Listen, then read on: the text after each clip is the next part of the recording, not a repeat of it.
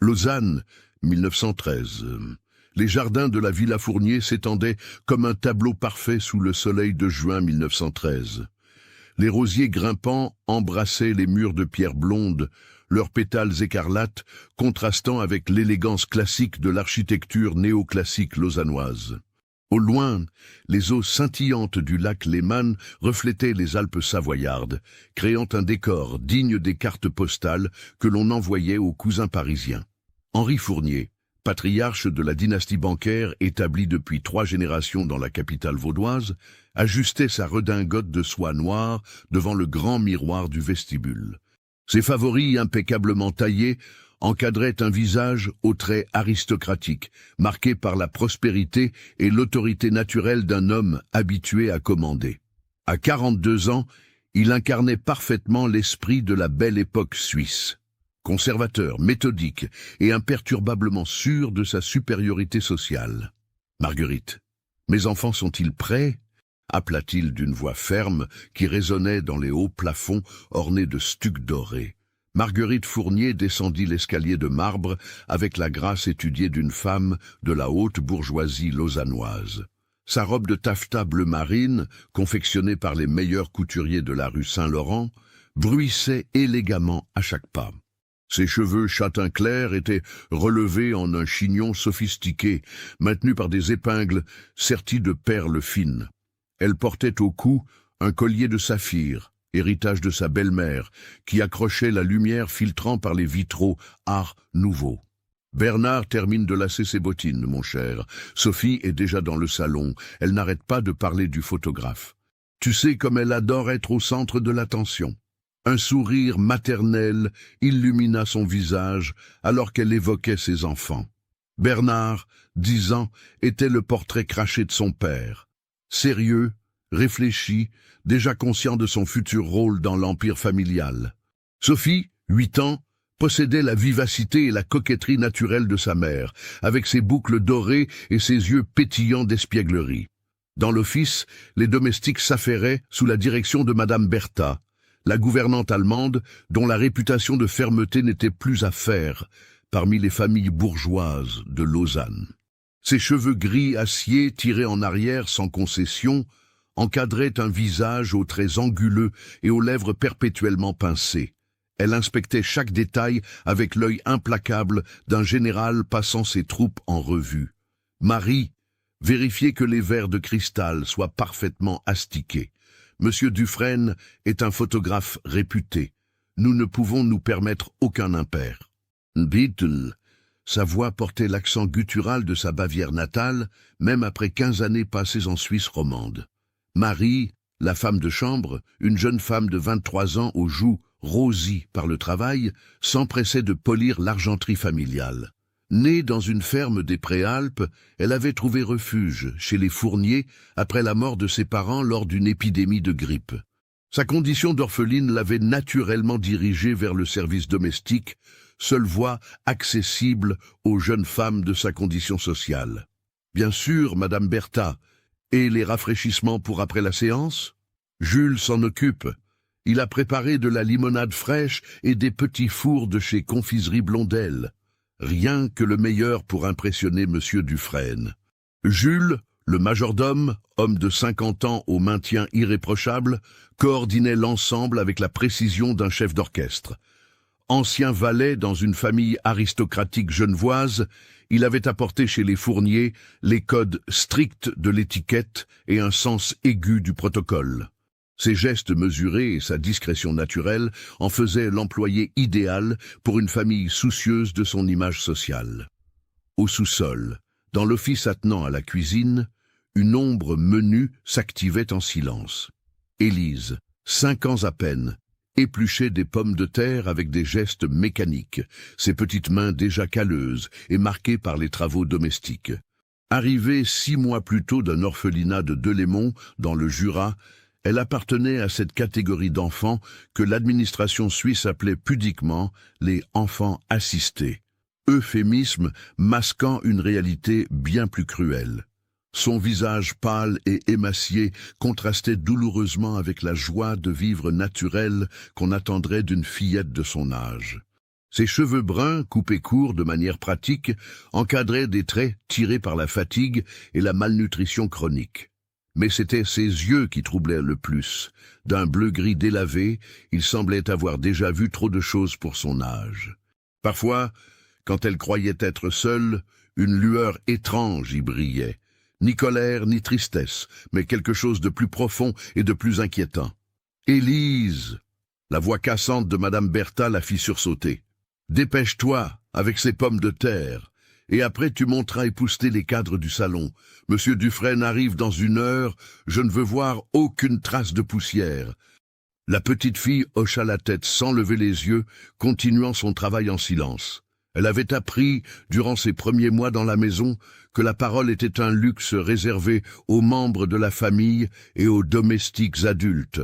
Pour elle, l'existence se résumait à une succession de tâches accomplies dans l'ombre, ponctuées de réprimandes et de corrections physiques quand le travail n'était pas jugé satisfaisant. À l'étage, Bernard Fournier contemplait son reflet dans le miroir de sa chambre. Vêtu d'un costume marin de velours marine orné de galons dorés, il ressemblait à un petit prince sorti d'un conte de fées. Ses cheveux bruns, soigneusement peignés avec une raie sur le côté, brillaient sous l'application de brillantine. À 10 ans, il possédait déjà cette assurance tranquille des enfants nés dans la prospérité, conscient de sa place privilégiée dans l'ordre social. « Mademoiselle Sophie, cessez de bouger, je n'arrive pas à boucler votre ceinture !» s'exclamait Marie, tentant d'habiller la petite fille qui ne tenait pas en place. Sophie portait une robe de soie rose poudrée ornée de dentelles de Valenciennes, confectionnée spécialement pour l'occasion. Ses boucles blondes, mises en plis avec soin, dansaient autour de son visage poupin, aux joues naturellement roses. Elle incarnait parfaitement l'idéal de l'enfance bourgeoise de l'époque, innocente, joyeuse et inconsciente des réalités du monde extérieur. « Marie, croyez-vous que le photographe me trouvera jolie ?» demanda-t-elle avec la coquetterie naturelle d'une fillette habituée aux compliments. « Bien sûr, mademoiselle, vous êtes la plus belle petite fille de tout Lausanne. » Marie souriait en ajustant les derniers détails de la toilette, mais son regard se voilait parfois quand elle pensait à sa propre enfance, si différente, passée à travailler dans les champs dès l'âge de 6 ans. Ces moments de mélancolie restaient fugaces. Il était dangereux dans sa position de s'apitoyer trop longtemps sur les injustices du destin. En bas, M. Dufresne installait son matériel dans le grand salon. Photographe réputé de Genève, il était spécialisé dans les portraits familiaux de la haute société suisse. Son assistant disposait les lourds trépieds et préparait les plaques photographiques avec la précision d'un rituel. L'homme, la cinquantaine distinguée, portait une barbe soigneusement taillée et des lunettes cerclées d'or qui lui donnaient un air professoral. « La lumière est parfaite à cette heure, monsieur Fournier. Si nous commencions par quelques pauses dans le salon, puis nous terminerions dans le jardin ?» Henri approuva d'un hochement de tête, satisfait de l'approche méthodique du professionnel.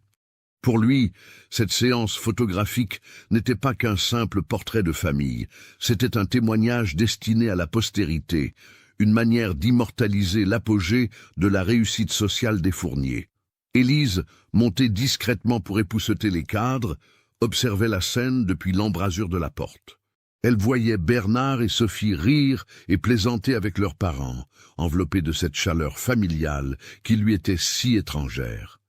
Quelque chose dans sa poitrine se serrait douloureusement. Une sensation qu'elle ne savait pas nommer, mélange de tristesse, d'envie et d'une autre émotion plus sombre. « Mes enfants, placez-vous près du piano. Bernard, mettez votre main sur l'épaule de votre sœur. Parfait. » Le photographe dirigeait la séance avec l'autorité bienveillante d'un metteur en scène. Les flashs de magnésium illuminaient par intermittence le salon, figeant pour l'éternité ces instants de bonheur bourgeois. Marguerite, radieuse, tenait la main de Sophie, tandis qu'Henri posait une main protectrice sur l'épaule de Bernard. « Élise, qu'est-ce que tu fais là ?» siffla Madame Bertha en apercevant la fillette. « Retourne à la cuisine immédiatement, ce n'est pas ta place ici. » La petite fille sursauta et s'éclipsa rapidement, mais pas avant d'avoir croisé le regard de Sophie. Pendant une fraction de seconde, leurs yeux se rencontrèrent, l'innocence dorée de l'enfance privilégiée face au vide gris-bleu d'une enfance volée. Sophie fronça les sourcils, troublée par cette apparition fantomatique, mais l'instant d'après, elle oubliait déjà, happée par l'excitation de la séance photo. L'après-midi touchait à sa fin quand M. Dufresne proposa de terminer par quelques prises dans le jardin. La famille se dirigea vers la terrasse, suivie du personnel domestique qui transportait le matériel.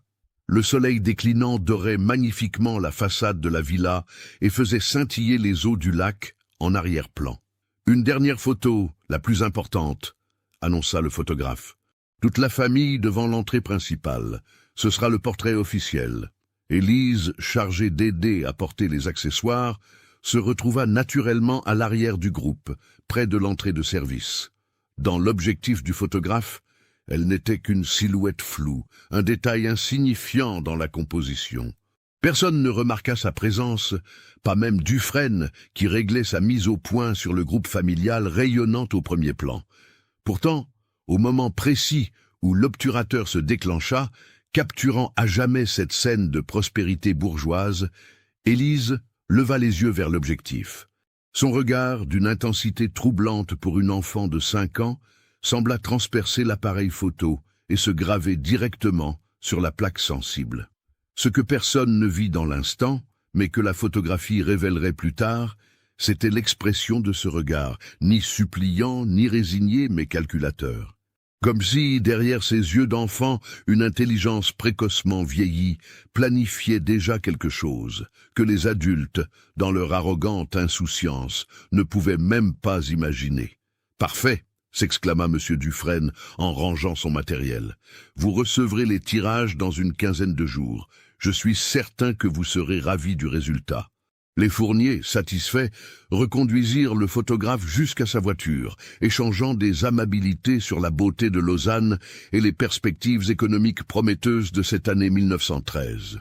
L'Europe entière semblait baignée dans une prospérité éternelle, et l'avenir n'avait jamais paru si radieux. Pendant que les adultes conversaient, Élise était retournée à ses tâches, invisible et inlassable. Mais quelque chose avait changé en elle ce jour-là. Pour la première fois depuis son arrivée, elle avait été vue, pas reconnue, pas remarquée, mais techniquement présente dans le cadre d'une photographie officielle de la famille Fournier. Cette nuit-là, dans l'étroit réduit sous les combles qui lui servaient de chambre, Élise ne trouva pas le sommeil. Allongée sur sa paillasse, elle fixait le plafond bas et contemplait les événements de la journée. Une idée germe dans son esprit enfantin, mais déjà marqué par trop d'épreuves. Une idée terrible et fascinante à la fois. Si elle était maintenant officiellement immortalisée aux côtés de la famille Fournier, ne faisait-elle pas, d'une certaine manière, partie de cette famille? Et si c'était le cas, ne méritait-elle pas d'être traitée comme les autres enfants de la maison? Ces questions, qu'aucun enfant de 5 ans ne devrait se poser, tournaient dans sa tête avec une insistance obsédante. Dehors, Lausanne dormait paisiblement sous les étoiles, inconsciente du fait qu'une graine de chaos venait d'être semée dans l'une de ses plus respectables maisons bourgeoises. « D'où me suivez-vous ? Laissez un commentaire. » 2 semaines s'étaient écoulées depuis la séance photographique quand les tirages arrivèrent dans leur élégant coffret de carton bordeaux frappé aux armes du studio Dufresne. Henri Fournier déballa personnellement le précieux envoi dans son bureau, cette pièce lambrissée de chaînes sombres où il recevait ses clients les plus importants. Les murs étaient ornés de portraits d'ancêtres Fournier et de diplômes encadrés témoignant de la respectabilité de la lignée bancaire. « Marguerite, venez voir !» appela-t-il, la voix vibrante de satisfaction. Madame Fournier accourut, suivie de Bernard et Sophie qui dévalaient l'escalier en faisant claquer leurs chaussures sur le marbre. L'excitation était palpable. Dans la bourgeoisie lausannoise de 1913, posséder un portrait photographique professionnel était encore un luxe relativement rare, symbole de prestige social autant qu'héritage familial. Henri étala délicatement les différents tirages sur son bureau en acajou. Les images étaient d'une qualité remarquable. Les détails des costumes, l'expression des visages, la beauté classique du décor, Tout concourait à créer une vision idéalisée de la prospérité bourgeoise helvétique. « Oh, Henri, nous sommes magnifiques !» s'extasia Marguerite en découvrant le portrait principal. « Et regardez comme les enfants sont beaux !» Bernard a l'air si distingué dans son costume marin. Et Sophie, ma chérie, tu ressembles à une petite princesse. Sophie battit des mains de joie en se voyant immortalisée dans sa robe de soie rose. À 8 ans, elle possédait déjà cette vanité naturelle que sa mère encourageait inconsciemment, estimant qu'une jeune fille de bonne famille se devait d'être consciente de son charme. Bernard, plus réservé mais tout aussi satisfait, étudiait l'image avec le sérieux qu'il mettait en toute chose. « Papa, nous pourrons l'accrocher dans le grand salon ?»« Bien sûr, mon fils. Ce portrait trouvera sa place d'honneur au-dessus de la cheminée. » Mais pendant que la famille admirait les photographies, personne ne remarqua la présence discrète d'Élise qui époussait les étagères près de la porte. La fillette avait développé, au cours des derniers mois, une capacité presque surnaturelle à se fondre dans le décor, devenant invisible aux yeux des habitants de la maison. Cette transparence sociale lui donnait accès à des conversations et des scènes qu'elle n'était pas censée entendre ou voir. « Tiens, qu'est-ce que c'est que cette ombre-là, à l'arrière ?» demanda soudain Marguerite, en examinant plus attentivement la photographie principale. Henri plissa les yeux et approcha l'image de la fenêtre pour mieux l'examiner à la lumière naturelle. On dirait une silhouette près de l'entrée de service, sans doute un des domestiques qui transportait le matériel. Cette Madame Bertha, je lui avais pourtant dit de s'assurer que personne ne traîne dans le champ de l'objectif, soupira Marguerite avec agacement. Enfin, ce n'est qu'un détail, cela ne gâche pas l'ensemble. Élise, figée près de l'étagère, sentit son cœur battre plus fort. Il parlait d'elle. Pour la première fois depuis son arrivée, son existence était évoquée, même de manière oblique et dédaigneuse. Cette reconnaissance, si minime soit-elle, éveilla en elle une émotion complexe, un mélange d'amertume et d'une satisfaction étrange. Ce soir-là, les Fournier organisèrent un dîner pour présenter les photographies à leurs proches. Le grand salon résonnait de conversations animées et de rires cristallins. Madame Bertha avait sorti la porcelaine de Limoges et l'argenterie héritée de la grand-mère Fournier. Les domestiques, en tenue d'apparat, servaient les invités avec une discrétion parfaite. Parmi les convives se trouvait le banquier Gustave Mercier et son épouse Hélène, les plus proches amis des Fournier dans la haute société lausannoise. Leur propre villa, située dans le quartier résidentiel d'Ouchy, rivalisait en luxe avec celle des Fournier. Leurs enfants, Adèle et Philippe, légèrement plus âgés que Bernard et Sophie, étaient considérés comme de parfaits compagnons de jeu pour la progéniture Fournier. « Ces photographies sont véritablement remarquables, mon cher Henri », déclara Gustave en sirotant un verre de désalé, ce vin blanc vaudois servi dans les grandes occasions. « Dufresne a vraiment su capturer l'essence de votre famille. »« Non, et cette lumière !» ajouta Hélène. « On dirait que vous baignez tous dans une aura dorée. C'est d'un romantique. » Élise, chargée de vider discrètement les cendriers et de remplacer les bougies consumées, circulait entre les groupes d'invités comme une ombre. Sa petitesse et sa discrétion naturelle lui permettaient de passer totalement inaperçue, ce qui lui donnait accès à des fragments de conversation révélateurs sur la mentalité de ces adultes qui dirigeaient son existence.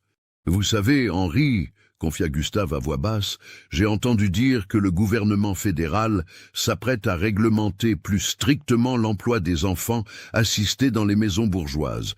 Il paraît que certains rapports font état de, d'abus. » Henri balaya cette préoccupation d'un geste dédaigneux. « Allons donc. Ces enfants sont nourris, logés, ils apprennent un métier. Que demander de plus? Dans nos familles, ils sont bien mieux traités que dans ces orphelinats sordides d'où ils viennent. »« Certes, certes, » approuva Gustave, « mais vous savez comme l'opinion publique peut être versatile. Il suffit d'un article dans la presse socialiste pour transformer des bienfaiteurs en bourreaux. » Élise, occupée à nettoyer un cendrier près de leur groupe, enregistra chaque mot de cette conversation. Elle ne comprenait pas toutes les subtilités, mais elle saisit l'essentiel. Sa situation n'était pas unique. D'autres enfants vivaient la même réalité qu'elle, et certains adultes commençaient à s'en émouvoir. Cette information, qu'elle garda précieusement dans un coin de sa mémoire, nourrit ses réflexions nocturnes. Pendant ce temps, les enfants Fournier et Mercier jouaient dans la salle de musique attenante au salon. Bernard montrait fièrement sa collection de soldats de plomb peints à la main, tandis que Sophie faisait admirer sa nouvelle poupée de porcelaine, cadeau de sa marraine genevoise. Leurs éclats de rire contrastaient cruellement avec la solitude silencieuse d'Élise qui vaquait à ses tâches interminables. « Sophie, pourrais-tu aller chercher mon éventail dans ma chambre ?» demanda Marguerite depuis le salon. « Il fait si chaud ce soir. » La fillette monta l'escalier en sautillant, ravie de cette petite mission qui l'autorisait à se mêler aux conversations des adultes. Élise, chargée de surveiller discrètement les enfants, la suivit à distance. Arrivée dans la chambre parentale, une pièce somptueuse tapissée de soie pékin bleu, Sophie se dirigea vers la coiffeuse en marqueterie où sa mère rangeait ses accessoires précieux. C'est là que se produisit le premier incident. L'éventail, un délicat objet en nacre et dentelle que Marguerite avait reçu pour ses 20 ans, gisait sur le tapis d'Aubusson, brisé en plusieurs morceaux. Sophie poussa un cri de détresse qui alerta immédiatement toute la maisonnée. « Maman! L'éventail de maman! Il est cassé !» Marguerite accourut, suivie d'Henri et des invités. Devant le spectacle de l'objet détruit, un héritage familial d'une valeur sentimentale inestimable, elle pâlit et porta la main à son cœur. « Comment est-ce possible? Je l'avais posé là ce matin en parfait état. » Madame Bertha apparut comme par enchantement, son instinct de gouvernante la portant naturellement vers les crises domestiques. « Madame, personne n'est entré dans cette chambre depuis ce matin, à part Marie pour le ménage, et... » Son regard se posa immédiatement sur Élise, qui venait d'apparaître dans l'encadrement de la porte. La fillette, interdite, contemplait les débris avec des yeux écarquillés qui pouvaient passer pour de la culpabilité. « Élise !» rugit Madame Bertha. « Approche-toi immédiatement !» La petite fille s'avança lentement, ses pieds nus silencieux sur le parquet ciré. Tous les regards étaient braqués sur elle, ceux des adultes lourds de suspicion, ceux des enfants mélange de curiosité et d'incompréhension. « As-tu touché à l'éventail de madame ?» La voix de Madame Bertha claquait comme un fouet. « Non, madame !» La réponse d'Élise, à peine audible, sembla se perdre dans l'atmosphère tendue de la chambre. « Ne mens pas! Qui d'autre aurait pu faire une chose pareille? Tu étais chargé de l'entretien de cette chambre cet après-midi. » Henri s'approcha, imposant dans son costume sombre. Sa stature dominait complètement la frêle silhouette de la fillette. « Ma fille, il est inutile de nier. Nous savons tous que les enfants de ton milieu ont tendance à être maladroits avec les objets précieux. L'important, c'est que tu avoues ton erreur. » Élise leva les yeux vers lui. Dans son regard bleu-gris, quelque chose scintilla. Était-ce de la peur, de la colère ou autre chose de plus complexe? « Je n'ai pas touché l'éventail, monsieur. » Le silence qui suivit fut pesant. Gustave Mercier tout sauta avec embarras, tandis que sa femme détournait le regard, gênée d'assister à cette scène pénible. Les enfants observaient avec la fascination morbide qu'ont les jeunes pour les drames dont ils ne sont pas les victimes. « Très bien, » trancha Madame Bertha. « Puisque tu persistes dans le mensonge, tu seras privé de repas demain et tu passeras la journée à récurer les sols des caves. Peut-être que cela t'apprendra à respecter les biens de tes maîtres. » Élise inclina la tête sans protester, comme si elle acceptait sa punition. Mais juste avant de quitter la chambre, elle jeta un dernier regard vers l'éventail brisé. Un observateur attentif aurait pu remarquer que ce regard ne portait aucune trace de culpabilité ou de regret. Seulement une satisfaction froide, presque adulte dans son calcul. Cette nuit-là, Lausanne fut balayée par un orage violent. Les éclairs illuminaient par intermittence les façades bourgeoises et le tonnerre résonnait entre les collines comme une prédiction sinistre. Dans sa mansarde, Élise écoutait la tempête en repensant aux événements de la soirée. Elle n'avait pas cassé l'éventail, mais elle n'avait rien fait non plus pour l'empêcher de tomber quand elle avait accidentellement fait vibrer la coiffeuse en époussetant une étagère proche. La frontière entre l'accident et l'acte délibéré était si mince qu'elle-même n'aurait su dire de quel côté elle se situait. Ce qui l'intriguait le plus, c'était la réaction des adultes. Leur empressement à l'accuser, leur certitude de sa culpabilité basée uniquement sur sa condition sociale, révélait quelque chose d'important sur leur mentalité. Ils la voyaient comme intrinsèquement mauvaise, prédisposée au vice par ses origines modestes. Si c'était ainsi qu'ils la percevaient, pourquoi ne pas correspondre à leurs attentes? Cette pensée, d'une perversité troublante chez une enfant de 5 ans, marqua un tournant dans l'évolution psychologique d'Élise. Jusqu'alors victime passive de sa condition, elle commençait à entrevoir les possibilités offertes par sa position d'invisibilité sociale. Si personne ne la voyait vraiment, personne ne pourrait anticiper ses actions. L'orage grondait toujours au-dessus de Lausanne quand Élise s'endormit enfin, un sourire imperceptible aux lèvres. Dans ses rêves, elle n'était plus la petite fille ignorée reléguée au sous-sol. Elle était devenue quelque chose de plus dangereux, un fantôme dans la machine parfaitement huilée de la respectabilité bourgeoise, prête à gripper les rouages de cette belle mécanique sociale. Le lendemain matin, Sophie découvrit que sa poupée préférée, celle qu'elle chérissait depuis ses 6 ans, avait mystérieusement perdu sa magnifique chevelure blonde. Les boucles de crin véritables, si minutieusement coiffées par les artisans de Paris, jonchaient le sol de sa chambre comme les restes d'un massacre minuscule.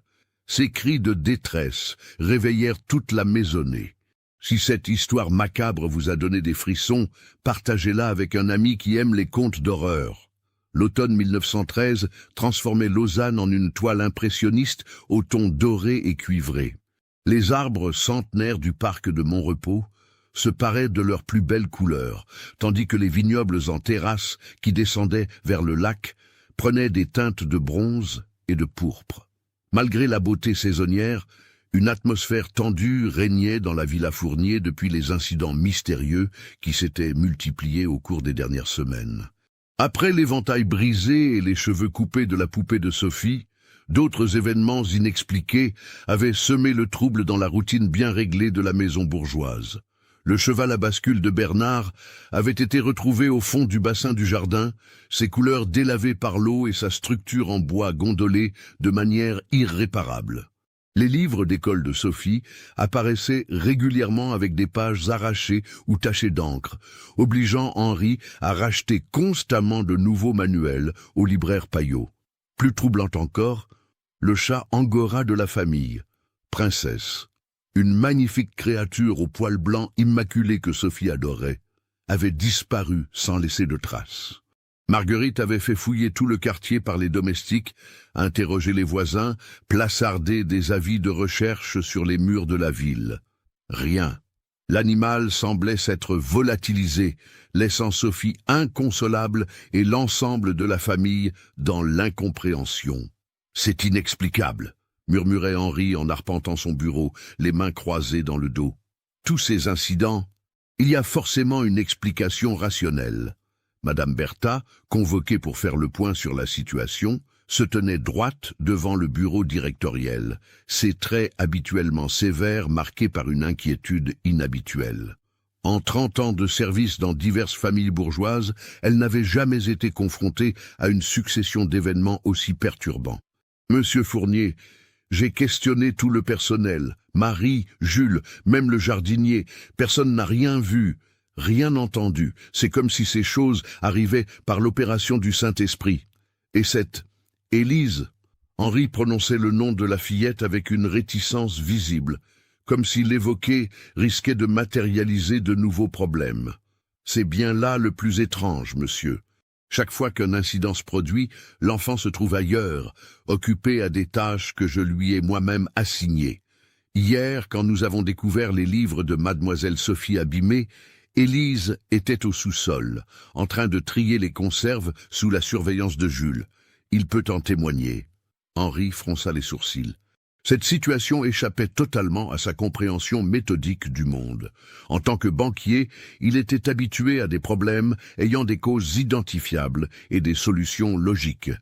Cette série d'événements mystérieux heurtait profondément sa vision rationnelle de l'existence.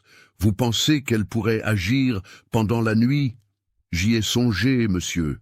Mais sa chambre est juste à côté de la mienne, dans les combles. Les planchers grincent terriblement là-haut, j'entendrais forcément si elle se déplaçait. Et puis, Madame Bertha hésita, comme si elle répugnait à formuler sa pensée suivante. Et puis quoi? Et puis, monsieur, cet enfant, il y a quelque chose de troublant chez elle. Pas seulement son comportement, mais son regard. Parfois, j'ai l'impression qu'elle comprend des choses qu'aucun enfant de 5 ans ne devrait comprendre. Henri hocha la tête lentement. Lui aussi avait remarqué quelque chose d'étrange chez la petite domestique. Quand leurs regards se croisaient par hasard, il avait l'impression troublante que ce n'était pas un enfant qui l'observait, mais quelque chose de plus vieux, de plus calculateur. Cette sensation le mettait si mal à l'aise qu'il évitait désormais tout contact visuel avec Élise. Redoublez de surveillance, Madame Bertha, et tenez-moi informé du moindre nouvel incident. À l'étage, Sophie pleurait dans les bras de sa mère. La disparition de Princesse l'affectait profondément, d'autant plus qu'elle s'accompagnait d'une succession de petites cruautés qui semblaient spécifiquement dirigées contre elle. Ses jouets préférés étaient systématiquement les victimes de ces mystérieux sabotages, comme si quelqu'un étudiait attentivement ses habitudes pour mieux la blesser. « Maman, pourquoi est-ce que quelqu'un fait du mal à mes affaires ?» sanglotait la fillette, blottie contre la robe de soie de Marguerite. « Ma chérie, personne ne te veut du mal. Ce sont juste des accidents malheureux. Tu sais comme les domestiques peuvent être maladroits parfois. » Mais au fond d'elle-même, Marguerite commençait à douter de ses propres explications rassurantes. La précision avec laquelle les objets les plus chers à Sophie étaient visés suggérait une intention malveillante plutôt qu'une série de coïncidences malheureuses. Cette pensée la troublait profondément, car elle impliquait qu'un habitant de sa propre maison nourrissait des sentiments hostiles envers sa fille. Bernard, plus âgé et naturellement moins démonstratif que sa sœur, avait développé sa propre théorie sur ces événements mystérieux. Passionné de romans d'aventure et de récits policiers, il approchait le problème avec la logique méthodique qu'il tenait de son père et une imagination nourrie de lecture. « Sophie, » murmura-t-il un soir alors qu'il se retrouvait seul dans la salle de jeu, « je crois que nous avons un saboteur dans la maison. »« Un saboteur ?» Sophie écarquilla ses yeux bleus, à la fois effrayée et fascinée. « Quelqu'un qui nous veut du mal et qui agit en secret, comme dans les mystères de Paris que papa lit parfois. Il faut qu'on mène notre propre enquête. » Cette idée plaisait à l'imagination dramatique de Sophie, qui se voyait déjà en héroïne d'un roman d'aventure. Les deux enfants commencèrent à épier discrètement les allées et venues des domestiques, prenant des notes dans un carnet secret que Bernard dissimulait sous son matelas. Leurs soupçons se portèrent naturellement sur Élise, non par méchanceté, mais par simple logique d'exclusion. Marie et Jules faisaient partie de la maison depuis des années, leur loyauté était éprouvée. Madame Bertha inspirait un respect mêlé de crainte, mais sa droiture germanique était indiscutable. Restait la nouvelle venue, cette petite fille silencieuse qui évoluait dans la maison comme une ombre. « Elle a des yeux bizarres », observa Sophie en épiant Élise depuis la balustrade de l'escalier. « On dirait qu'elle regarde à travers nous, comme si elle voyait des choses qu'on ne voit pas. Et elle ne pleure jamais », ajouta Bernard. « Même quand Madame Bertha la gronde très fort. C'est pas normal pour une petite fille. » Leurs observations, bien qu'enfantines dans leur méthode, n'étaient pas dénuées de pertinence. Élise était effectivement différente des autres enfants de son âge, mais pas de la manière qu'ils imaginaient. Sa précocité psychologique, fruit d'une vie déjà marquée par trop d'épreuves, lui donnait une compréhension intuitive des dynamiques familiales et des faiblesses humaines qu'elle commençait à exploiter avec une habileté troublante. La véritable révélation se produisit un jeudi matin pluvieux d'octobre. Sophie, descendue plus tôt que d'habitude pour récupérer un livre oublié dans le salon, surprit Élise dans une activité qui la glaça d'effroi. La petite domestique se tenait debout devant le portrait de famille, celui pris par Monsieur Dufresne et désormais accroché au-dessus de la cheminée. Mais elle n'était pas en train de l'épousseter comme ses tâches l'exigeaient. Elle parlait à l'image, d'une voix si basse que Sophie dut tendre l'oreille pour comprendre ses paroles. « Bientôt, vous saurez ce que c'est que d'avoir peur », murmurait Élise en fixant les visages souriants des Fournier. « Vous saurez ce que c'est que de perdre ce qu'on aime, comme moi j'ai perdu ma maman. Comme tous les enfants comme moi perdent tout. » Sophie retint son souffle, terrifiée par le ton glacial de ces paroles prononcées par une enfant qui avait le même âge qu'elle quelques années plus tôt. Ce n'était plus la voix d'une fillette de 5 ans, mais quelque chose de plus dur, de plus ancien. « Et toi, Sophie ?» continua Élise en pointant le doigt vers l'image de la fillette blonde. « Toi qui as tout ce que je n'aurai jamais, tu vas comprendre ce que c'est que d'être triste, très triste. » Ce fut à ce moment qu'Élise se retourna et aperçut Sophie cachée derrière la porte. Leurs regards se croisèrent, et Sophie vit dans les yeux bleu-gris de la petite domestique quelque chose qui la fit frissonner jusqu'aux os. Ce n'était pas de la colère ou de la haine ordinaire, mais une détermination froide, adulte, terrifiante chez une enfant. « Bonjour, mademoiselle Sophie », dit simplement Élise d'une voix redevenue enfantine. « Vous cherchez quelque chose ?» Sophie recula instinctivement, bégayant une excuse, et remonta en courant vers sa chambre. Son cœur battait si fort qu'elle avait l'impression qu'il allait exploser. Pour la première fois de sa vie protégée, elle venait de faire face à quelque chose de véritablement maléfique, et ce mal avait le visage d'une enfant de son âge. Elle trouva Bernard dans sa chambre, occupé à réviser ses leçons de latin. « Bernard, il faut que je te raconte. Élise, elle parlait à notre portrait, et elle a dit des choses terribles. » Bernard écouta le récit haletant de sa sœur avec une gravité inhabituelle pour ses 10 ans. Quand Sophie eut terminé, il resta silencieux un long moment, réfléchissant aux implications de ce qu'elle venait de découvrir. « Sophie, dit-il finalement, je crois qu'on est en danger. Pas le genre de danger dont parlent les contes de fées, mais un vrai danger. Il faut qu'on prévienne papa et maman. » Le lupta, mais quand ils tentèrent de rapporter l'incident à leurs parents, ils se heurtèrent au scepticisme bienveillant des adultes face aux histoires d'enfants.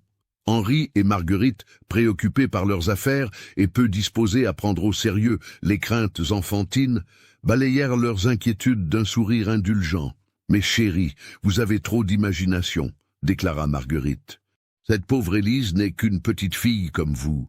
Elle a peut-être parlé toute seule, c'est normal quand on est timide. Mais maman, tu n'as pas entendu sa voix. Elle était différente, insista Sophie. Sophie, ma chérie, tu es une petite fille très sensible. Parfois, ton imagination te joue des tours. Cette incompréhension des adultes renforça paradoxalement la détermination d'Élise. Elle avait observé toute la scène depuis l'embrasure de la porte de l'office, et elle avait vu comment les parents Fournier avaient rejeté les craintes légitimes de leurs propres enfants. Cette négligence lui offrait une liberté d'action encore plus grande. Ce soir-là, alors que la famille dînait dans la salle à manger éclairée aux chandelles, un événement se produisit qui marqua un tournant définitif dans l'escalade de violences psychologiques orchestrée par Élise. Madame Bertha, servant le potage de légumes avec son efficacité habituelle, poussa soudain un cri d'horreur qui figea tous les convives. Au fond de la soupière en porcelaine de Sèvres flottait quelque chose qui n'aurait jamais dû s'y trouver, une petite patte blanche, reconnaissable entre toutes. C'était tout ce qui restait de princesse. Marguerite s'évanouit, Bernard vomit, Sophie hurla. Henri se leva d'un bond, renversant sa chaise, le visage livide de rage et de dégoût. Dans le chaos qui s'ensuivit, personne ne remarqua Élise qui, depuis l'embrasure de la porte de service, observait la scène avec une satisfaction froide et calculée. Son plan entrait dans sa phase finale. Les Fournier allaient découvrir ce que signifiait vivre dans la peur constante, cette peur qu'elle-même connaissait depuis sa plus tendre enfance. Et ce n'était que le commencement. Soutenez notre chaîne en cliquant sur le bouton Merci en forme de cœur afin que nous puissions continuer à vous proposer des histoires aussi sombres et captivantes que celle-ci. La découverte macabre dans la soupière transforma radicalement l'atmosphère de la Villa Fournier. Ce qui n'était jusqu'alors qu'une série d'incidents mystérieux venait de franchir une ligne infranchissable, basculant du malaise diffus vers l'horreur pure. Henri, d'ordinaire si maître de lui-même, arpentait son bureau comme un fauve en cage, alternant entre colère froide et incompréhension totale. « C'est inacceptable, inadmissible !» rugissait-il en frappant du poing sur son bureau d'acajou. « Oh, quelqu'un dans cette maison a tué cet animal et l'a profané de cette manière. » Madame Bertha, encore tremblante du choc, se tenait debout devant lui, ses mains habituellement fermes agitées de légers tremblements. En 30 ans de service, jamais elle n'avait été confrontée à une situation aussi perturbante. Sa formation prussienne, qui l'avait préparée à gérer toutes les crises domestiques imaginables, ne l'avait pas armée pour affronter une telle barbarie. « Monsieur Fournier, j'ai interrogé tout le personnel. Marie était en course au marché de la Palude toute la matinée, Jules accompagnait le livreur de charbon à la cave, et moi-même... » Sa voix se brisa légèrement. Moi-même, j'étais dans les combles, en train de superviser le rangement des vêtements d'hiver. Et Élise, le nom résonna dans le bureau comme une accusation. Madame Bertha hésita, comme si prononcer ses soupçons risquait de les matérialiser. Élise elle était censée nettoyer l'argenterie dans l'office. Mais quand j'ai voulu vérifier son travail vers midi, je ne l'ai trouvée nulle part. Elle a réapparu 1 heure plus tard, prétextant qu'elle était allée vider les poubelles dans la remise du jardin. Henri s'immobilisa net. 1 heure d'absence non justifiée. Au moment exact où... Il ne termina pas sa phrase, mais l'implication était claire. « Monsieur, j'ai peine à le croire. Comment une enfant de 5 ans pourrait-elle... C'est tellement... cruel, tellement calculé. Et puis, techniquement, pour découper... » Madame Bertha frissonna à cette évocation. « Les enfants peuvent être cruels, Madame Bertha. Surtout ceux qui ont grandi dans la violence et la misère. Peut-être que sa nature véritable commence seulement à se révéler. » Cette conversation était entendue par Élise elle-même, tapie dans le couloir adjacent. Sa capacité à se déplacer silencieusement dans la maison, acquise au prix de nombreuses corrections, lui permettait d'épier la plupart des discussions importantes. Elle écoutait avec une attention soutenue, non par peur d'être découverte, mais par curiosité intellectuelle. Comment les adultes allaient-ils gérer cette escalade qu'elle avait soigneusement orchestrée? Car effectivement, c'était bien elle qui avait tué Princesse, non par sadisme instinctif, mais par calcul. Elle avait observé l'attachement de Sophie pour l'animal, étudié la routine de la maison, identifié le moment optimal pour agir. L'acte lui-même n'avait procuré ni plaisir ni dégoût, simplement la satisfaction froide d'un plan exécuté avec succès. Le plus troublant, c'était sa méthode. Élise avait attiré le chat avec des morceaux de poisson, l'avait étranglé rapidement dans la remise pour éviter les cris, puis avait procédé à la découpe avec des outils de jardinage. Cette efficacité technique, cette absence totale d'émotion pendant l'acte, révélait chez elle une pathologie qui dépassait largement les simples troubles comportementaux liés à son environnement difficile. À l'étage, Sophie était inconsolable. La mort atroce de Princesse la traumatisait d'autant plus qu'elle avait compris, avec l'intuition particulière des enfants, que cet acte lui était personnellement destiné. Ce n'était pas un acte de folie gratuite, mais un message, une déclaration de guerre déguisée. « Maman !» sanglotait-elle contre l'épaule de Marguerite. « C'est Élise qui a fait ça, je le sais. Elle m'a dit qu'elle me ferait du mal. » Marguerite, encore sous le choc, caressait machinalement les cheveux de sa fille. Une partie d'elle commençait à prendre au sérieux les craintes de Sophie, mais l'autre résistait encore à accepter qu'une enfant de 5 ans puisse être capable d'un tel acte. « Ma chérie, nous ne savons pas qui, comment... » Marguerite cherchait ses mots, incapable de formuler l'horreur de ce qui venait de se produire. « Papa va découvrir la vérité, et nous prendrons les mesures nécessaires. » Bernard, lui, avait franchi un cap dans sa compréhension de la situation. Plus âgé, moins émotionnel que sa sœur, il analysait les faits avec une lucidité précoce. Tous les incidents mystérieux, la progression logique vers des actes de plus en plus graves, le timing parfait des accidents, tout pointait vers une seule conclusion. « Sophie, dit-il en prenant la main de sa sœur, Élise n'est pas comme nous. Il y a quelque chose de cassé en elle, et je crois qu'elle devient de plus en plus dangereuse. » Cette nuit-là, Henri convoqua un conseil de famille d'urgence. Dans le grand salon, sous l'éclairage tamisé des lampes à pétrole, il prit une décision qui aurait dû être prise des semaines plus tôt. « Marguerite, mes enfants, nous ne pouvons plus fermer les yeux sur l'évidence. Cet enfant, Élise, représente un danger pour notre famille. Demain matin, je contacte l'orphelinat de Delémont pour organiser son retour. »« Henri, » murmura Marguerite, « si c'est vraiment elle qui... Comment une enfant peut-elle être si... malveillante? Je l'ignore, ma chérie. Peut-être que certains individus naissent avec quelque chose de défaillant dans leur nature, ou peut-être que les épreuves qu'elle a subies l'ont transformée. Peu importe la cause, nous ne pouvons mettre nos propres enfants en danger par sentimentalisme mal placé. » Cette conversation, comme les précédentes, était écoutée par Élise. Mais cette fois, au lieu de rester cachée dans l'ombre, elle choisit de faire son entrée dans le salon. Sa silhouette menue se découpa dans l'embrasure de la porte, et elle s'avança lentement vers la famille réunie. « Bonsoir, » dit-elle simplement. Le silence qui suivit fut assourdissant. 4 pères d'yeux se braquèrent sur elle, ceux d'Henri chargés de suspicion et de colère, ceux de Marguerite mélange de peur et de pitié, ceux des enfants reflétant une terreur pure. « Élise, » dit Henri d'une voix contrôlée, « que fais-tu ici? Tu devrais être couchée depuis longtemps. » « J'ai entendu mon nom. Je me suis dit que vous parliez de moi. » La simplicité de cette réponse, prononcée d'un ton parfaitement neutre, était plus troublante que n'importe quelle attitude défensive. Élise ne manifestait ni culpabilité, ni peur, simplement une curiosité détachée. « Élise, » reprit Henri en se penchant vers elle, « il faut que tu me dises la vérité. As-tu fait du mal au chat de Sophie ?» Un long silence s'étira. Élise sembla peser sa réponse, comme si elle évaluait les avantages et inconvénients de différentes stratégies. Puis, avec un sourire qui glaça le sang de tous les présents, elle répondit « Oui ». Ce simple mot, prononcé sans aucune émotion apparente, tomba comme un couperet. Sophie poussa un cri et se réfugia dans les bras de sa mère. Bernard recula instinctivement vers son père. Henri et Marguerite échangèrent un regard horrifié. « Pourquoi ?»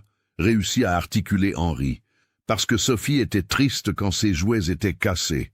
Alors, j'ai voulu voir si elle serait encore plus triste avec quelque chose de vivant. » La froideur clinique de cette explication était plus effrayante que n'importe quelle explosion de violence. Élise parlait de sa cruauté comme un scientifique décrivant une expérience, sans aucune conscience de la monstruosité de ses actes. Et les autres incidents? L'éventail, les livres, le cheval à bascule? Aussi, c'était facile. Vous ne me voyez jamais vraiment, alors je peux faire beaucoup de choses sans que vous compreniez. Cette révélation acheva de faire basculer la famille Fournier dans un cauchemar qu'ils n'auraient jamais pu imaginer. Ils réalisaient soudain qu'ils avaient vécu pendant des mois sous le même toit qu'un prédateur miniature, qui les avait étudiés, manipulés, torturés psychologiquement avec une intelligence perturbante. « Élise, » dit Marguerite d'une voix tremblante, « tu comprends que ce que tu as fait est très mal, que c'est mal de faire souffrir les autres. » Élise inclina la tête sur le côté, comme si cette question méritait réflexion. « Vous me faites souffrir tous les jours. Vous me donnez des coups, vous me privez de nourriture, vous me faites dormir dans le froid. Mais vous dites que c'est normal, parce que je suis juste une enfant assistée. Alors, j'ai pensé que, si vous pouviez me faire souffrir, moi aussi je pouvais vous faire souffrir. » Cette logique implacable laissa les adultes sans voix. Dans son raisonnement tordu, Élise avait une cohérence terrifiante. Elle appliquait simplement la loi du talion avec une précision qui révélait une intelligence exceptionnelle mise au service d'une pathologie profonde. « Élise, » tenta Henri, « nous ne t'avons jamais fait de mal intentionnellement.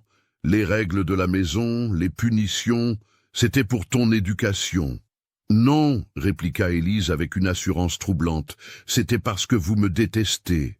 Parce que je vous rappelle que votre bonheur se construit sur la souffrance d'enfants, comme moi. Alors, j'ai décidé de vous montrer ce que ça fait. Le silence qui suivit fut lourd de toutes les implications de cette déclaration. Cet enfant de 5 ans venait d'articuler une critique sociale, d'une sophistication remarquable, tout en révélant l'étendue de sa soif de vengeance. « Demain matin, déclara Henri d'une voix ferme, tu retournes à l'orphelinat. Je sais, répondit simplement Élise, j'ai entendu. Mais ce n'est pas grave, j'ai déjà fait ce que je voulais faire. Ces derniers mots, prononcés avec un sourire qui n'avait rien d'enfantin, firent frissonner toute la famille. Qu'avait-elle voulu dire par « j'ai déjà fait ce que je voulais faire » ? Avait-il découvert toute l'étendue de ses méfaits, ou d'autres surprises les attendaient-elles? Cette nuit-là, personne ne trouva le sommeil dans la villa Fournier. Henri monta la garde dans le couloir, Marguerite serrait Sophie contre elle, Bernard avait barricadé sa porte. Et dans sa mansarde, Élise contemplait le plafond avec satisfaction. Car effectivement, elle avait accompli ce qu'elle s'était fixé comme objectif. Non seulement terroriser la famille qui l'opprimait, mais leur révéler une vérité qu'ils n'avaient jamais voulu voir, qu'elle était un être humain doté d'intelligence et de sentiments, capable de souffrance, mais aussi de représailles. Son départ forcé ne l'attristait pas, elle avait gagné quelque chose de plus précieux que le confort matériel. Elle avait gagné le respect, même s'il était teinté de terreur. Demain, elle retournerait à l'orphelinat. Mais elle emporterait avec elle la certitude qu'elle n'était plus une victime passive. Elle était devenue quelque chose de beaucoup plus dangereux, un prédateur qui avait appris à chasser. Et dans l'orphelinat, il y aurait d'autres proies, d'autres leçons à donner. Le monstre que les Fournier avaient créé par leur négligence et leur cruauté ordinaire était maintenant lâché dans le monde. L'aube du 15 novembre 1913 se leva grise et froide sur Lausanne. Une fine couche de givre recouvrait les jardins de la villa Fournier, transformant le paysage idyllique en un tableau hivernal d'une beauté cristalline, mais glacée. Cette froideur matinale semblait refléter l'atmosphère qui régnait désormais dans la demeure bourgeoise, où chaque habitant évoluait avec la prudence nerveuse de proie consciente d'être traqué. Henri Fournier, levé avant l'aube, finissait de rédiger une longue lettre à destination de l'orphelinat de Delémont. Sa main, d'ordinaire si ferme pour signer des contrats bancaires de millions de francs, tremblait légèrement tandis qu'il couchait sur papier les événements des dernières semaines. Comment expliquer à des religieuses que l'enfant qu'elles avaient confié à sa famille s'était révélé être un petit sociopathe d'une intelligence terrifiante? « Révérende mère supérieure » écrivait-il, « il m'est douloureux de vous informer que l'enfant Élise Moreau ne convient pas à notre foyer. Sans entrer dans des détails qui pourraient paraître invraisemblables, je vous prie de bien vouloir reprendre cet enfant dans les plus brefs délais. Un comportement préoccupant nous oblige à cette décision que nous ne prenons pas à la légère. » Dans la cuisine, Madame Bertha préparait machinalement le petit déjeuner, ses gestes habituellement précis, marqués par une nervosité inhabituelle. Marie et Jules échangeaient des regards inquiets, troublés par l'atmosphère tendue qui s'était installée dans leur lieu de travail. Ils ne connaissaient pas tous les détails de ce qui s'était passé, mais l'annonce du départ imminent d'Élise, accompagnée des mines défaites de leurs employeurs, suffisait à leur faire comprendre qu'un drame s'était joué entre ces murs. Élise elle-même descendit vers 7 heures, portant la même robe de toile grise qu'à son arrivée 6 mois plus tôt. Ses maigres affaires tenaient dans un baluchon de tissu à pièces, quelques sous-vêtements, un peigne cassé, et curieusement, un petit carnet qu'elle avait confectionné en cousant ensemble des feuilles de papier récupérées. Personne ne savait ce qu'elle y inscrivait, mais ceux qui l'avaient aperçue écrivant dedans à la lueur de chandelles volées avaient été frappés par la concentration intense de son expression. « Bonjour » dit-elle simplement en entrant dans la cuisine. Sa voix était redevenue celle d'une fillette de 5 ans, aiguë, fragile, innocente en apparence. Mais après les révélations de la veille, cette innocence sonnait faux, comme un masque habilement replacé. Marie sursauta en l'entendant, renversant un peu de lait sur le sol carrelé. « Bonjour, Élise », répondit Madame Bertha d'une voix tendue. « Monsieur Fournier souhaite te voir dans son bureau avant ton départ. » Élise hocha la tête sans manifester d'émotion particulière. Ni tristesse de quitter cette maison, ni appréhension face à l'entretien qui l'attendait. Cette absence totale de réaction émotionnelle normale renforçait l'impression troublante qu'elle n'était plus tout à fait une enfant ordinaire. À l'étage, les enfants Fournier étaient restés dans leur chambre, sur ordre express de leurs parents. Sophie, blottie dans son lit, serrait contre elle une nouvelle poupée que Marguerite avait achetée en urgence pour remplacer celle qui avait été mutilée. Mais l'objet, malgré sa beauté, ne parvenait pas à lui faire oublier le visage froid d'Élise prononçant ses terribles aveux. Bernard, lui, était assis à son bureau, tentant de se concentrer sur ses devoirs de latin. Mais les mots dansaient devant ses yeux, supplantés par les images obsédantes de la soirée précédente. Il avait l'impression d'avoir vieilli de plusieurs années en quelques heures, confronté à une réalité du mal qu'aucun de ses livres d'aventure n'avait su lui faire pressentir. Dans le bureau directoriel, Henri attendait, debout près de la fenêtre qui donnait sur le lac. La beauté paisible du paysage lacustre contrastait cruellement avec la tourmente intérieure qu'il vivait. Comment un homme habitué à contrôler parfaitement son environnement professionnel et familial pouvait-il se retrouver à ce point déstabilisé par une enfant de 5 ans? On frappa discrètement à la porte. « Entrez !» Élise pénétra dans la pièce avec cette démarche silencieuse qui était devenue sa signature. Elle referma soigneusement la porte derrière elle et se dirigea vers le bureau, s'arrêtant à distance respectueuse comme le protocole domestique l'exigeait. « Élise !» commença Henri en se retournant vers elle. « Dans quelques heures, tu vas retourner à l'orphelinat. Avant ton départ, j'aimerais que tu me dises s'il y a d'autres choses que nous devrions savoir. » « Quelles choses, monsieur Fournier ?» La question posée avec une innocence feinte irrita profondément Henri. Cet enfant jouait encore avec lui, même dans ses derniers instants. D'autres méfaits, d'autres vengeances que tu aurais pu préparer. Élise inclina la tête sur le côté, feignant de réfléchir. En réalité, elle savourait ce moment de pouvoir. Pour la première fois depuis son arrivée, un adulte la traitait comme un égal dangereux plutôt que comme un objet négligeable. « Il y a bien une chose, monsieur. » Henri se tendit, s'attendant au pire. « Quoi donc ?»« La photographie, celle que monsieur Dufresne a prise. Vous devriez la regarder attentivement. » Cette réponse cryptique décontenança Henri. Quelle importance pouvait avoir cette photographie de famille dans le contexte actuel? « Qu'est-ce que tu veux dire ? Regardez-la bien, monsieur. Regardez mon visage. Et demandez-vous ce que les gens penseront quand ils verront cette image dans quelques années. » Un frisson glacé parcourut l'échine d'Henri. Il commençait à entrevoir l'intelligence diabolique de cet enfant. La photographie familiale, censée immortaliser leur bonheur bourgeois, portait désormais en elle le témoignage silencieux d'une époque où ils avaient abrité un monstre sous leur toit. Tu as pensé à cela dès le début. J'ai pensé à beaucoup de choses, monsieur Fournier. C'est ce qui arrive quand on a beaucoup de temps pour réfléchir, dans les caves froides. Cette réplique, d'une ironie glaçante, acheva de convaincre Henri qu'il avait affaire à quelque chose qui dépassait largement le cadre des troubles comportementaux infantiles. Cet enfant possédait une intelligence stratégique remarquable, doublée d'une soif de vengeance qui avait su se nourrir patiemment avant de frapper. « Élise, » dit-il d'une voix plus douce, tentant une approche différente, « comprends-tu au moins que ce que tu as fait était mal, que tu es un animal innocent ?»« Innocent ?» l'interrompit Élise. « Princesse n'était pas plus innocente que moi. Elle était juste plus chanceuse. Elle avait l'amour de Sophie, elle avait de la nourriture chaude, elle dormait dans un lit moelleux. Moi, qu'est-ce que j'avais? Tu avais un toit, de la nourriture, une éducation. J'avais des coups, des humiliations, et la certitude que personne ne me verrait jamais comme un être humain digne d'amour.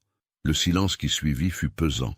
Henri réalisait avec une clarté douloureuse que, d'une certaine manière, ils avaient créé eux-mêmes le monstre qui les avait terrorisés. Leur négligence, leur mépris inconscient, leur incapacité à voir en Élise autre chose qu'un outil domestique avaient nourri une rancœur qui s'était muée en pathologie. « Que vas-tu faire maintenant, à l'orphelinat ?»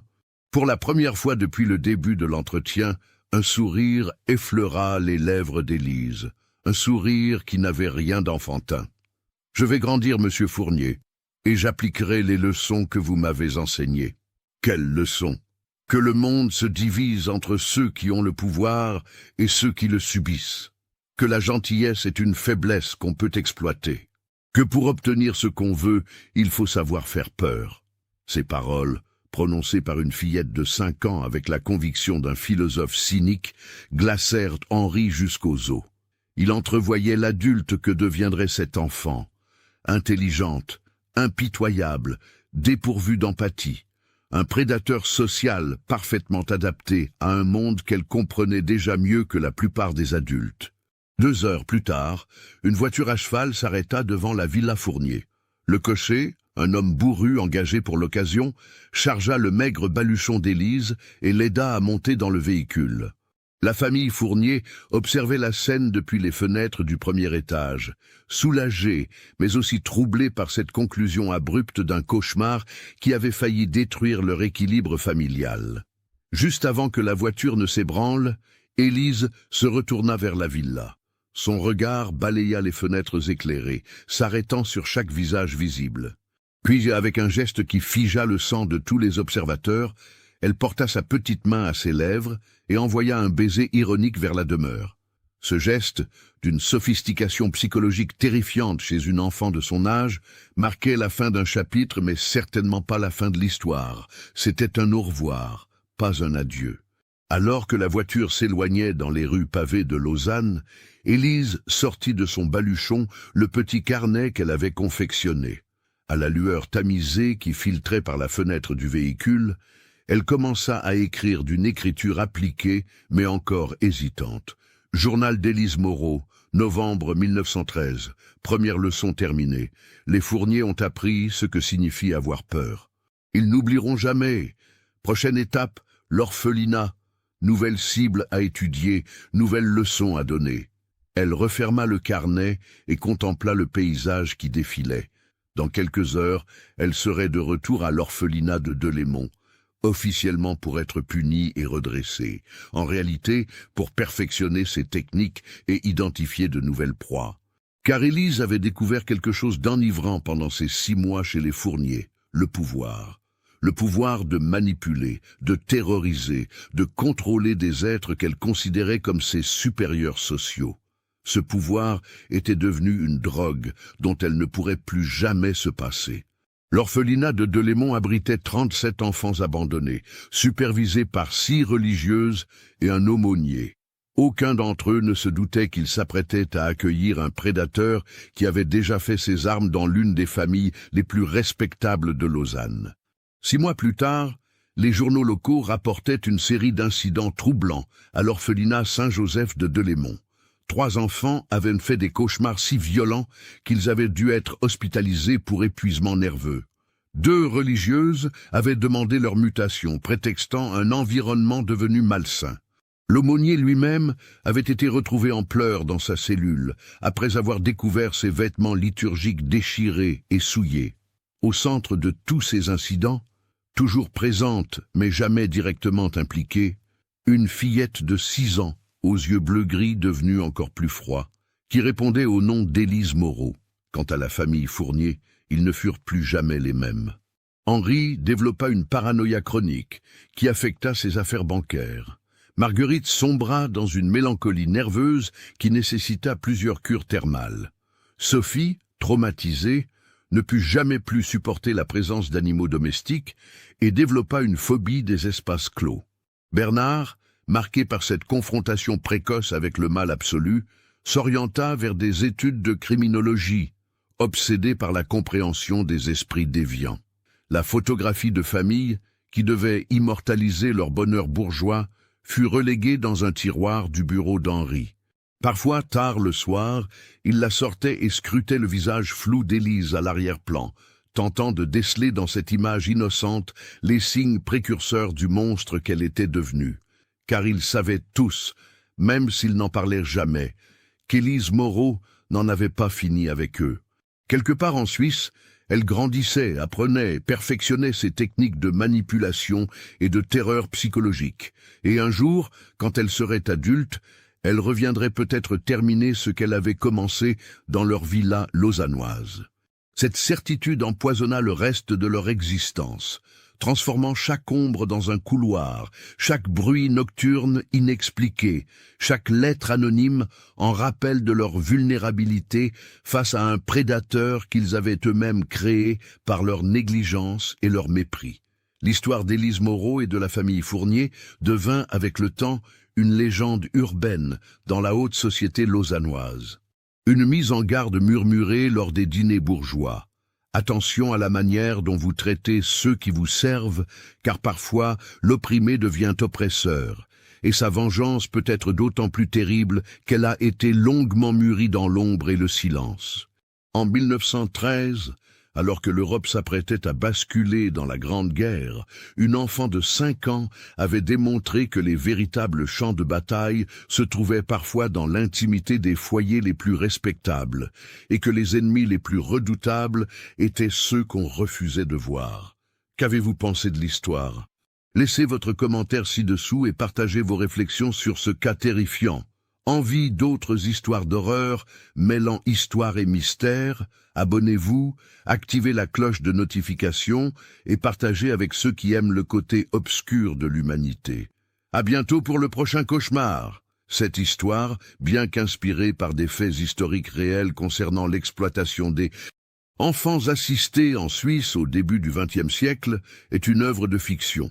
Les personnages et événements décrits sont imaginaires, mais s'inscrivent dans un contexte social et historique authentique.